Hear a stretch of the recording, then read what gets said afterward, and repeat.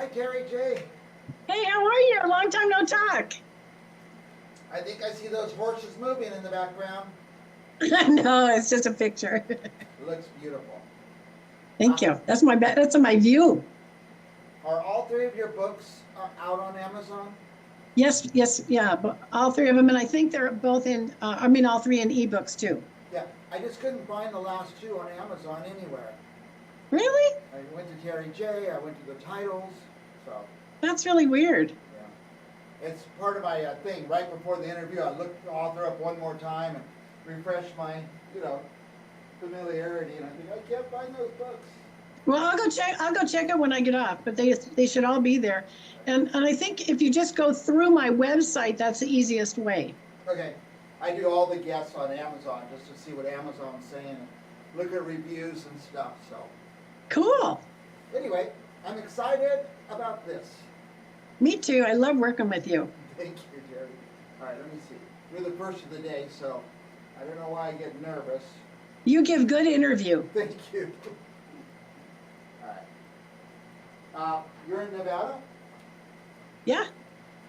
Is it hot there? We've been really hot. Today I think our high's 85. Not bad. Oh yeah. I think we're only going to be 103 today. Yuck. That's great since this last week was all in the 110s. Our highest I think was 105.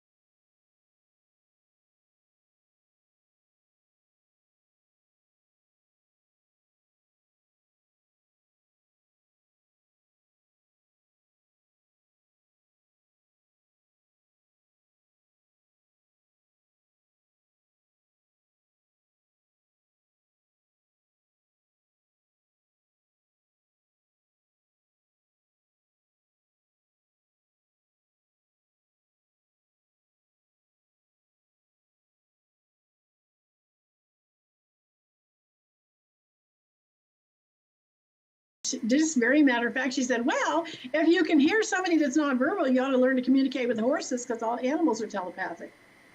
Yeah. And I, like an idiot, I just know, okay, that's what I'm going to do, you know, and I had no idea where this path was going to lead me to realizing that, you know, everybody's intuitive, everybody's telepathic, everybody can develop these abilities.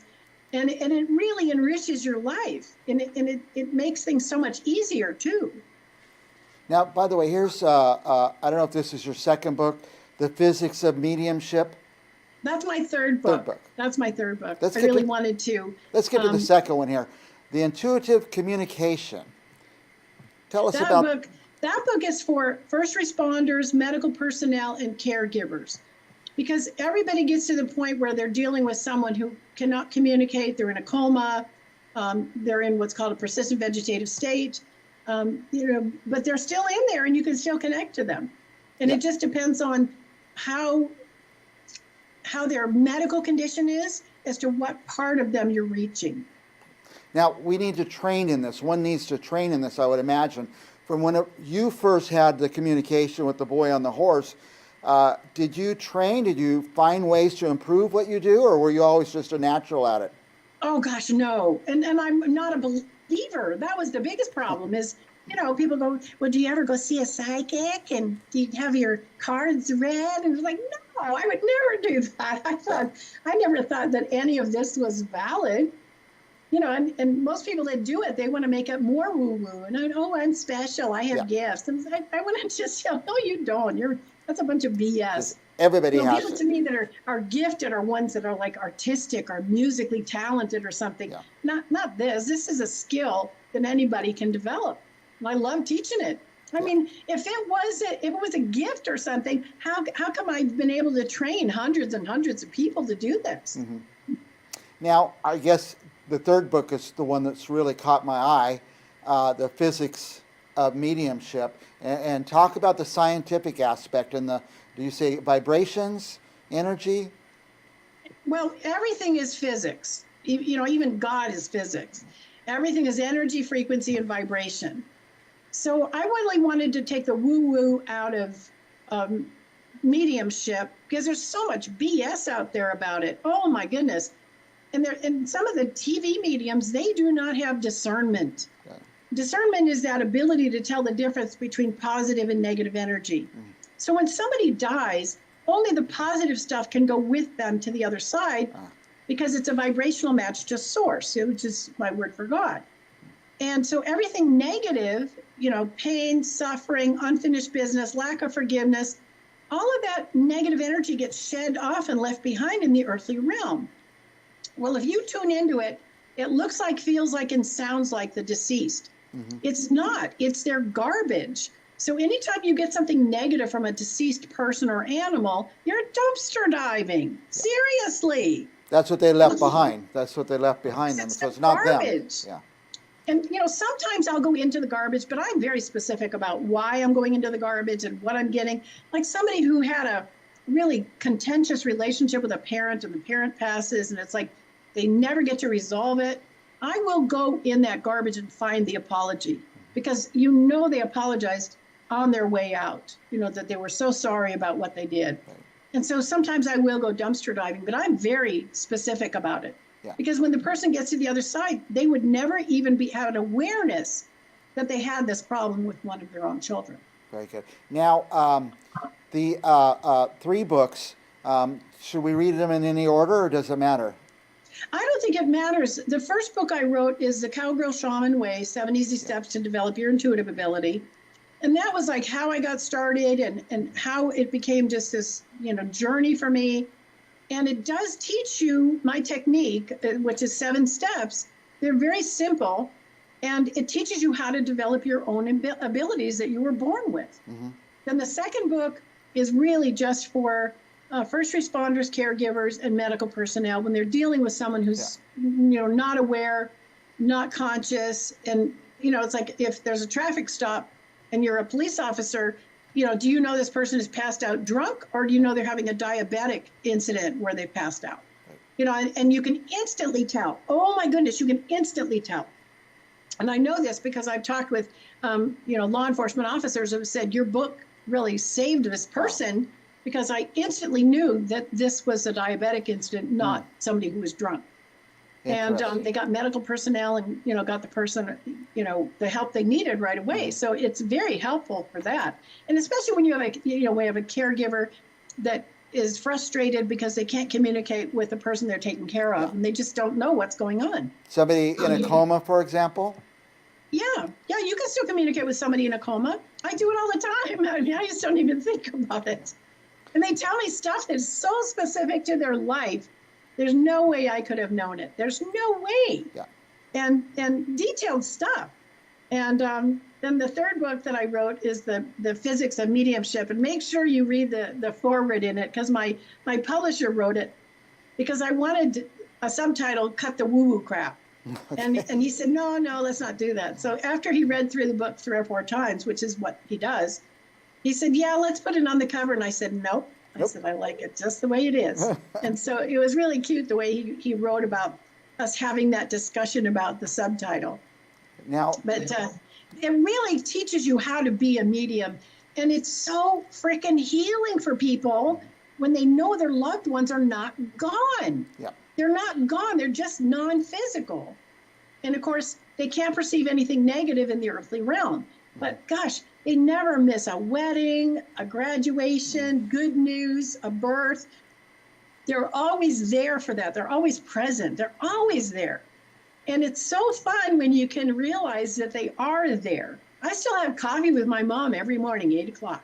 Right. That's our routine. And she always says, what are we doing today? And I go, what do you got, a mouse in your pocket? What's it? I'm the one that's working. And she just laughs. It's just really fun. Now, when you talk the physics of mediumship and the vibrations and et cetera, the energy, is there anything measurable? There probably is, but I only measure it by the results I get. That's how I measure it, is when I'm doing a communication for a client and I'm getting all these details about their life and fun things. And then they also tell me what my client's been doing. Mm-hmm. So it's like, it gives them the feeling that, they're not missing anything. They're still there. They're present. Right. And, it's just so healing for them. It just really is. Yeah. And to know they're still around. They're just non-physical beings. Well, the more we watch science, so many developments happening today in outer space and et cetera. And the message we keep getting is that everything's about physics, the law of physics. And the law of physics is the same here and in outer space and everywhere else. So it kind of fits right into the current discussions. What you're saying makes a lot of sense. Why wouldn't it be the laws of physics? And the big thing that people miss when they're trying to do a communication with somebody who's passed, whether it's an animal or a human, they miss the timing. Mm-hmm. Because it's all telepathic. Yeah. So we don't have to get our whole sentence or question out. Right. It really sounds like this. Hey, did you, it's that fast. Right. And so when people get too much into ego and too much into, I'm going to ask an important question, and they miss it. They just miss it. They absolutely miss it because they're too busy with their question or their thought. It comes just so fast. It's instantaneous. And so I think that's the one piece of guidance that I can give people if you're trying to communicate with somebody who's passed. Listen faster. Yep, listen faster. Don't be so into what you're saying, but listen to the other. Okay. Now, Terry, we're going to put up on the screen later.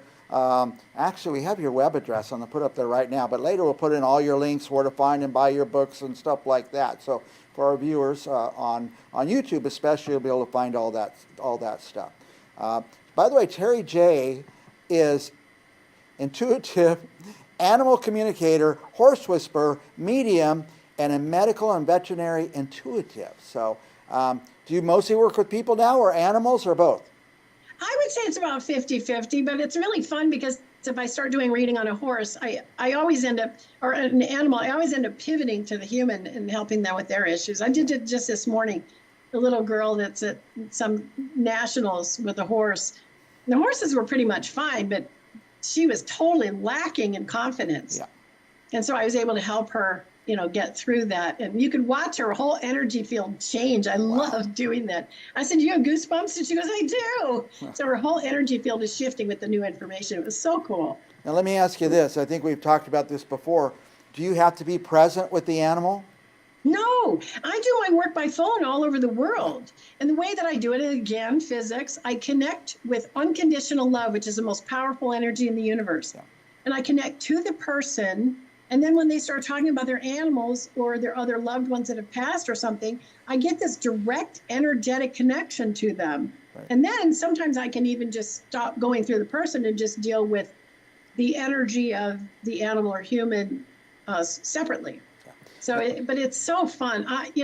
Every reading I do is like opening a Christmas present. I never know what's going to pop out. It's just, oh my God, I love my work. They're all different. Now, I did get your web address on the screen now, terryj.com. I got two more. I know we're way past time. They're signaling me to get off, but Terry's too fun.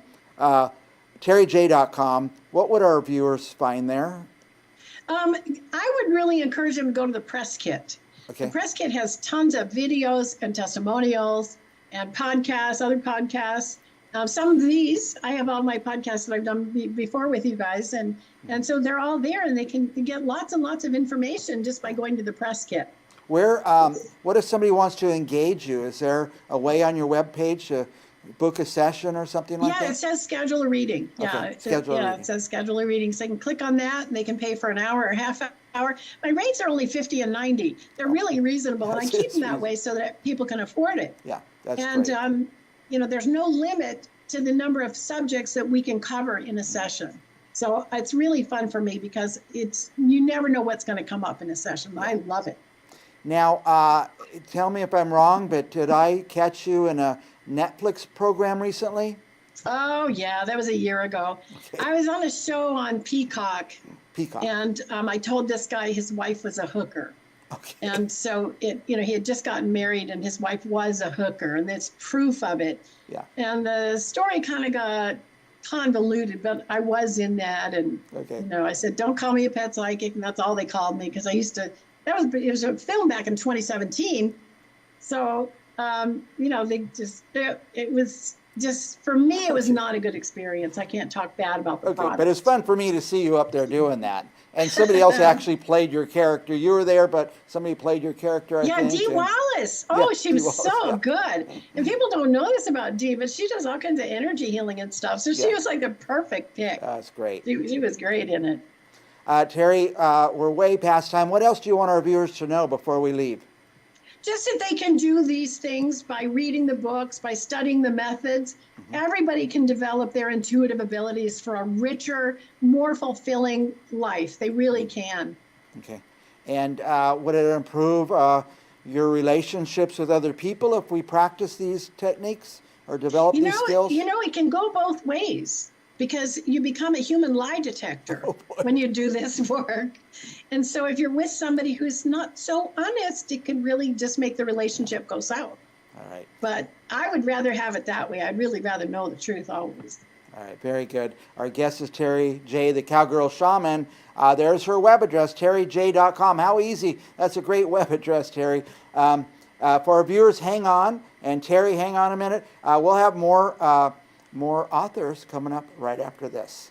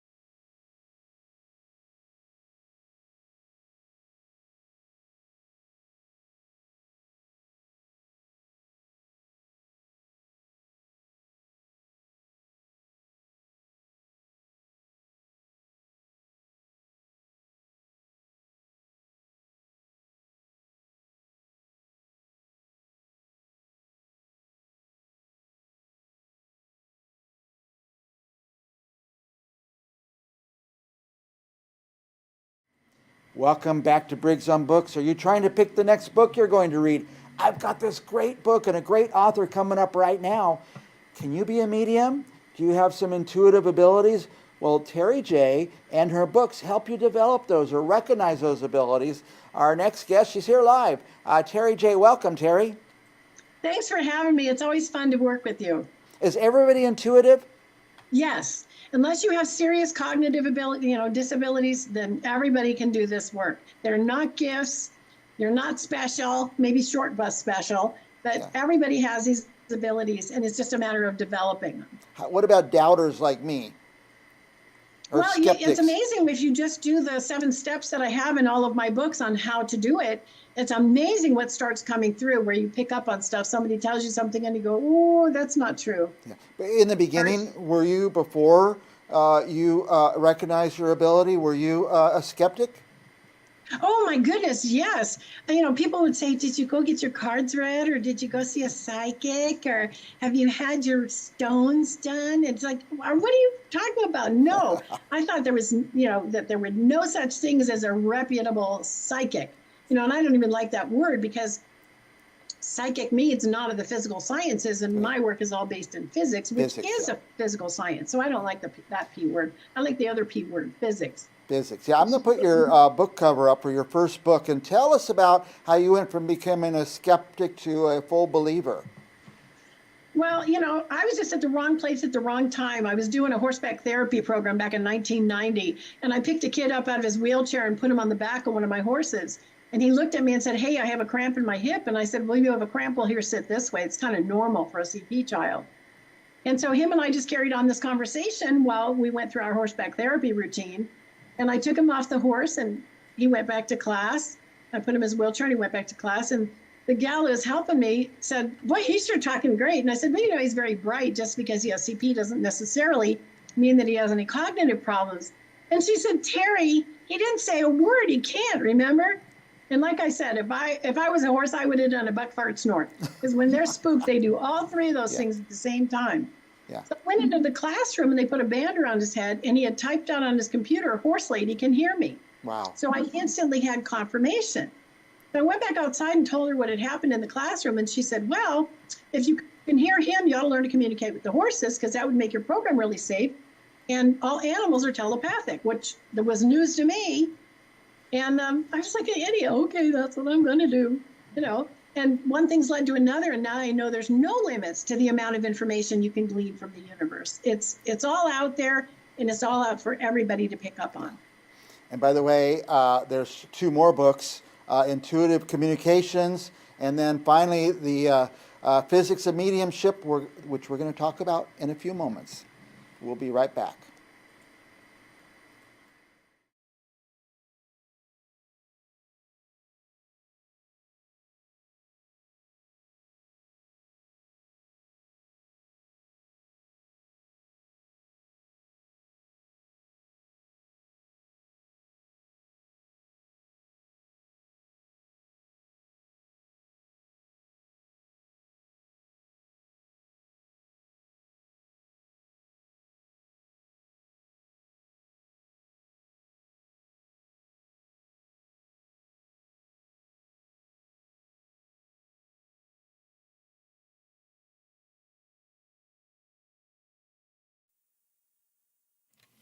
Welcome back to Briggs on Books, our international talk show, where we feature authors from all over the world to tell us about their book, their process, their life, how they got from being a non-author to an author, what happened during the process from starting writing to finishing writing, how did they get their books published. It's just amazing what people go through to get to where they are.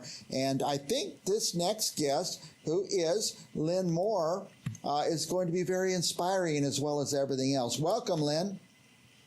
Hi, Mike. Nice to see you this morning. Yes. And by the way, here's the cover of Lynn's book, Born to Bounce Back. And now, Lynn, you have been, by the way, she writes under the name Frances Teigen and publishes as Frances Teigen. You've done a lot of stuff. You've been a teacher. You've been an entrepreneur. You've built businesses. You went back to school at 72 or something like that. Tell us a little bit about you. Well, it's been a very busy life. It's been a life that has been difficult in many ways, but also extraordinary in many other ways. Like most people, I will tell you, I'm 81 years old, and I've lived a lot of life and learned a lot. And I started writing at the age of 9. And my mom kept all my little stories and typed them up for me, and I just kept on writing it. It seems to be a natural thing I was born to do. So, That's one thing I got about research you were always a writer. always. Yeah, and what writers must do is write. Yeah. I think, like me, though, you're a reader, too. Oh, yeah, a voracious reader. Yeah. I love knowledge, and I always have to learn something every day because I just believe that without knowledge, things just don't change. They don't get better. We must keep learning. Yeah. In grad school, I came up with this term, ABR, always be reading. And from that day on, I mean, in the line at the supermarket, wherever you are, you need to keep devouring these books. So that's probably helped make you a great writer, too, all the reading. And Now, before you spell, really, yeah. reading. Now, you've gone through some things in your life, and I think, if I'm not mistaken, you use those experiences to put out this book that kind of highlights, is it maybe some of the speed bumps in your life? How would you describe it? I call them instant pivotal crises, and no one is immune. We will all have them. Instant because they come out of left field, no warning. Pivotal because they take your life and turn it upside down, inside out, and backwards. And you're looking at a life, excuse me, in front of you that you've never seen before, and it will never be the same again. Yeah. And a crisis, it's catastrophe. Mm-hmm. So everyone has a catastrophe, or many catastrophes. I wrote about 7 of my own. And what I learned from all of this, it took me a long time to realize that they had value and they had meaning.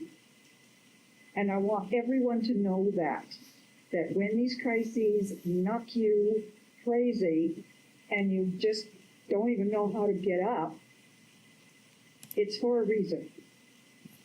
So I wanted to get that across to people, so I gave them the examples of my own, and then kind of went backwards as to, okay, this is what I learned from this one. Maybe I can teach them. By the way, it's very brave of you to expose, I mean, you really expose yourself in the book.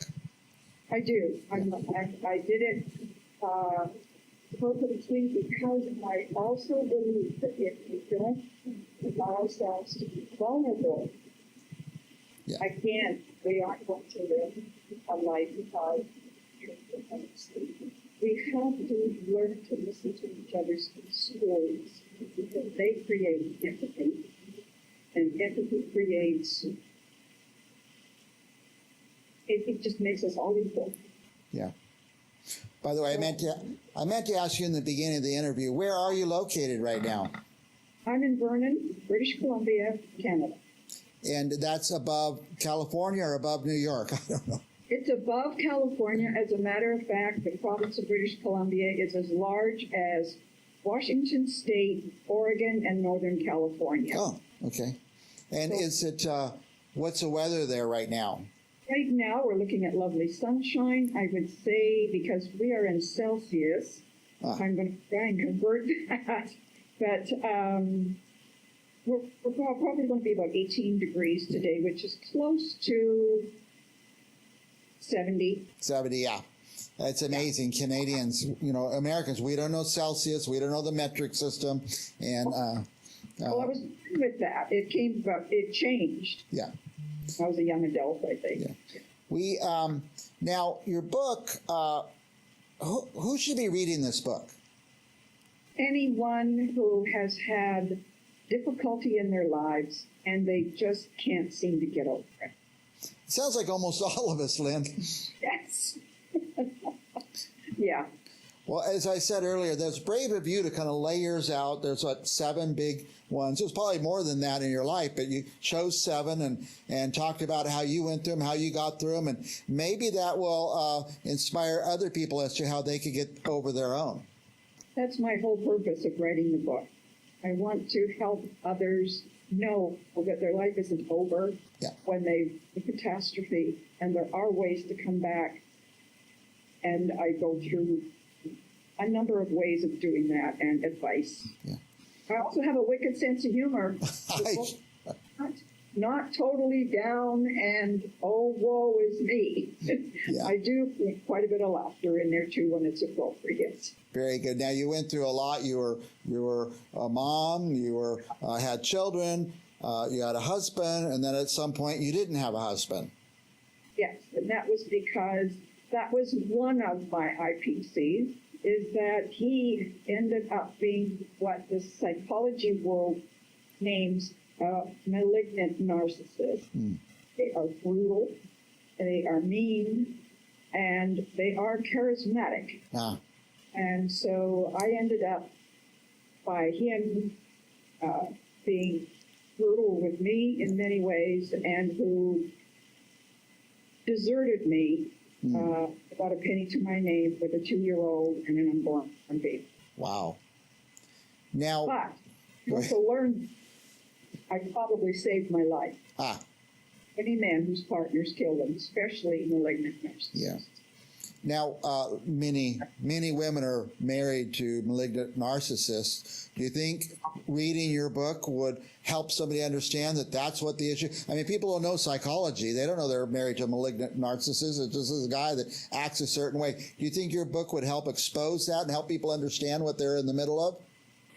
I would hope so. I would think so, because I did explain, the whole relationship and what he did. Yeah. And he did it. And anyone who, I don't know, I think probably one of the really good ways to find out about a malignant narcissist is through Dr. Phil and his podcast, and they're up on YouTube. Yeah. Go find out. I love to watch Dr. Phil. So literally somebody reading your book might save their life. Oh boy, that would be wonderful Yeah. if it would have saved somebody's life. I would be so honored. If you can save one life, yeah. Now, I want to ask you, I was curious about you went to college later or again at 72 or 74? I always loved studying. I loved biology, psychology, and I've been a life coach since 2004. And at the age of about 74, I guess it was, I went back to university to study psychology. Uh-huh. And one of the things we have here is that if you are a senior, you can go and attend university at no cost. Mm-hmm. So I thought, hey, what better time, way to spend my time. Yeah, I did it. A lot. Yeah, I did an extra degree later in life too, and how it was so different because I was just having fun doing it instead of trying to get through it so I could get my post-college job. So I really enjoyed it, and I hope you did too. Now, I have an idea that this book is should be in the hands of a lot of people, and for our viewers out there, go order this book, but don't order one, order 5 of them, because there's people out there who need this book, and you could give it to them, give them as a gift. I think that'd be a great idea. Now, and because anybody can keep on going to any age. It's just a number. Yeah. Oh, that's great. Inspiring. I know we're out of time, but you're so fascinating. I have to keep talking to you. We have your web address on the screen, borntobounceback.ca. I think that stands for Canada.ca. Yeah. What do we find at your website? What will you find on it? Yeah. Oh, you'll find stories, you'll find blogs, you'll find the way to order the book, of course. And it's probably about 15 pages. There's a lot of information there. So if you want to learn more, there's lots there on the website. That would lead people to more answers. That's great. Now, I know we're out of time, but I just want to give you a moment. You got any last thoughts for our viewers about you or your book or life in general?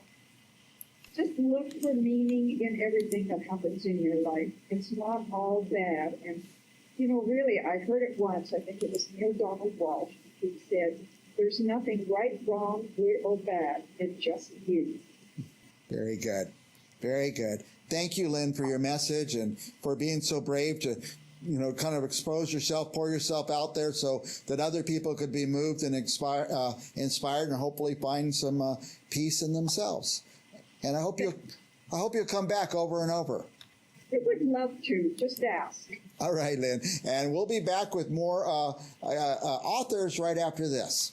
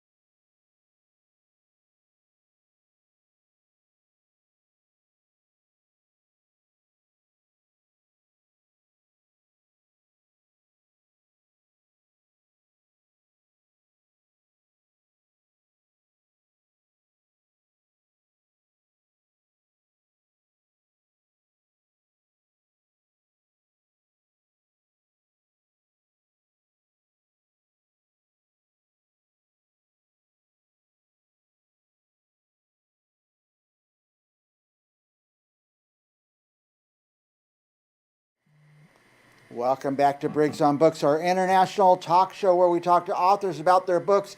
Are you about to pick the next book you read? Stand by because we have a book for you and an author. The author's here too. Welcome. Let's welcome, first of all, our author, Gabriella Kovac. Tell us where you are, Gabriella. I am on the Sunshine Coast in Australia. I'm going to put the cover of your book up here for a minute because that's what we're going to talk about. Georgina, Holocaust Memoirs.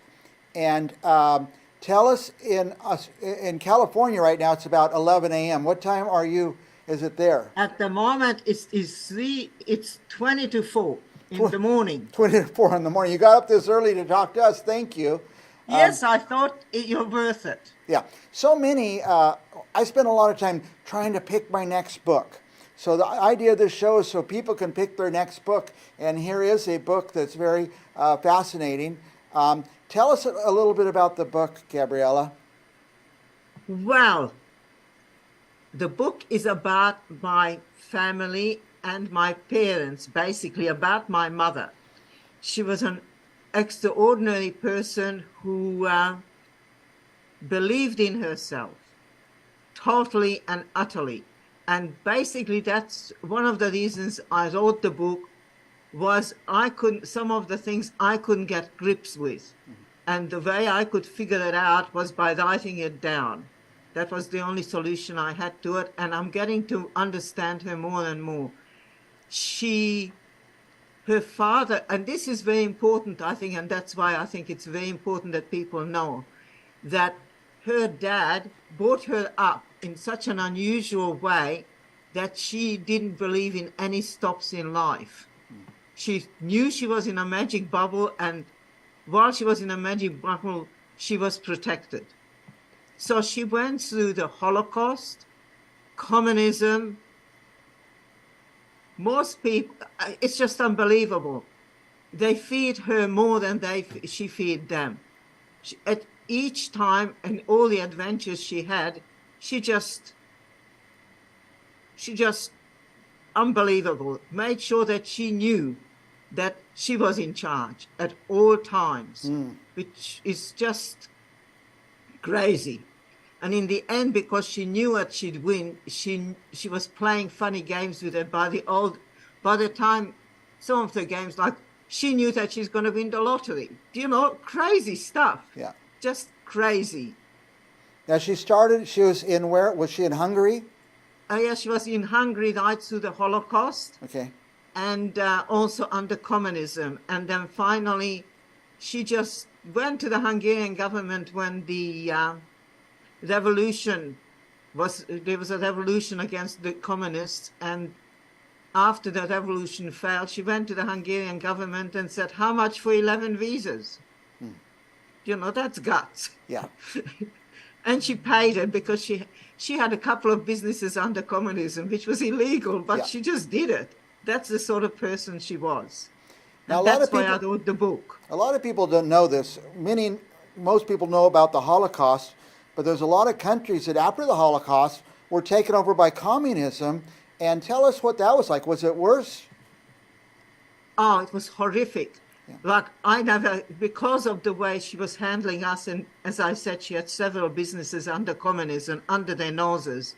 But, from our flat, we could see people in queues waiting for bread, waiting for meat. Yeah. There was no food. Most people starved. Yeah. It was just, if there was a horse on the street that was dead, people would run and cut it up for meat. Communism is the most horrible thing that I have experienced as a child. You can't have a religion. You don't know if your neighbors are watching you. You don't know who's going to dob you in for a penny. It's horrible. Yeah.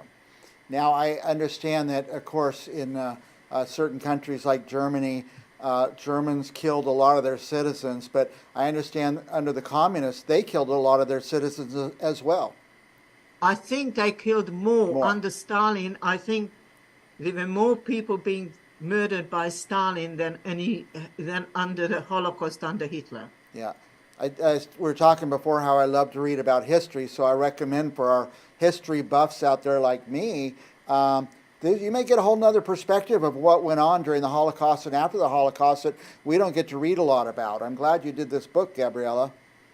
Yeah, but you can.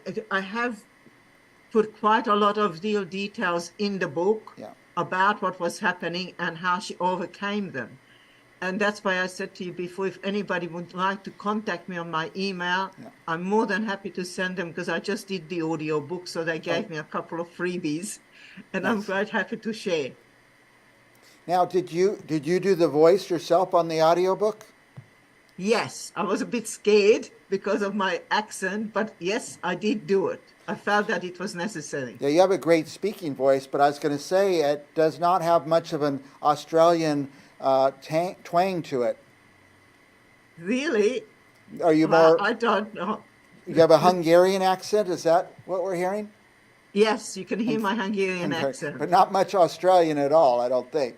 It's probably most Hungarian. Yeah. You see, as I said, we came legally to Australia with a passport, with all our books, and one of the main problems I had when I came to Australia was that I could not learn English because my vocabulary as a child was a lot larger than most.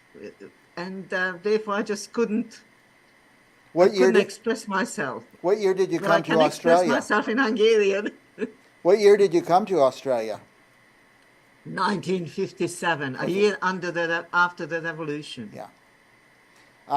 Now, tell me this, Gabriella. We do have your web address on the screen, GabriellaKovac.com. What would our viewers find on that page? Oh, they would find mostly about me.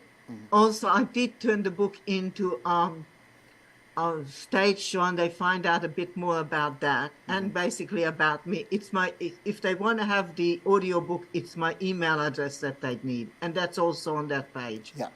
Yeah, so we can go there. Can people communicate with you there through your web page? Yes, they can communicate on my web page, on my Facebook page. I'm quite well known in Australia, and also I've sold I don't know how many thousand books on Amazon. It is a bestseller. Okay. So I think we got over 500 5-stars on it. Oh, that's excellent. Now, what will people take away from this book? Is it going to be incredibly sad? Is it going to be inspirational? Mostly inspirational, and give you an idea that you can, no matter what you do, if you have the intention to do it, you will succeed. That's basically the message of the book. And it's inspirational. There's not much sadness about it at all. It's mostly, this happened, so this is what she did. This is how she solved that problem. Well, I love books with strong women in them, and it sounds like Georgina was very strong and overcame. You kind of say she did what she needed to do, and she knew what she needed to do. She wanted to get, what was the main thing she said during the revolution, when she wanted to get out of the flat, and my dad said, not now, wait until it's all finished. And she said, yes, when it's finished, I want to go somewhere where they don't kill each other every 10 years, and it's warm. She wanted to be warm. It's warm. Gabriella, we're way out of time. I could talk to you all day. I can tell our viewers, this is my next book. I've decided. I'm always trying to decide what to read next, but I think this is going to be a very important book in my learning and education of what happened in that part of the world during that period. Gabriella, any last thoughts you'd like to share with our viewers? No, I just wish you all the best, and I do hope that you get something and take away something from this book. It's a very small book. Even a 10-year-old can read it, and I think you will learn by it. That's the main thing. Yeah, very good. All right, thank you, Gabriella. Go to her website, go to Amazon, buy the book, or go to her website. Probably it will lead you to purchasing the book. Either one. You can go onto my website. You can buy the book from me, but I think it'd be a bit expensive for me to send it to you. But I can sign it. But I think the audio book's better. Good, good. Thank you, Gabriella. And for our viewers, stick around. We'll have another author right after this. Gabriella. Yes. If you thanks for that. If you